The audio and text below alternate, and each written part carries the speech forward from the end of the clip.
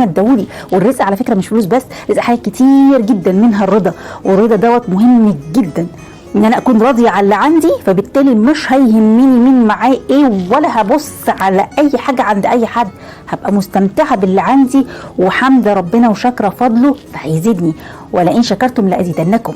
الحسن البصري سئل: لما انت زاهد في الدنيا؟ قال: علمت ان رزقي لن ياخذه غيري فاطمأن قلبي. ربنا سبحانه وتعالى قال في حديث القدسي: خلقتك للعباده فلا تلعب، وضمنت لك رزقك فلا تتعب، فوعزتي وجلالي ان رضيت بما قسمته لك ارحت قلبك وبدنك وكنت عندي محمودا، وإن أنت لم ترضى بما قسمته لك فوعزتي وجلالي لأسلطن عليك الدنيا تركض فيها ركض الوحوش في البرية ثم لا يكون لك منها إلا ما قسمته لك. وبس كده. لو الفيديو كان مفيد لكم يا ريت لايك وشير عشان غيركم يستفيد، ولو لسه مش متابعيني على السوشيال ميديا فيسبوك تويتر انستجرام تيك توك يشرفني بمتابعتكم، وعلى اليوتيوب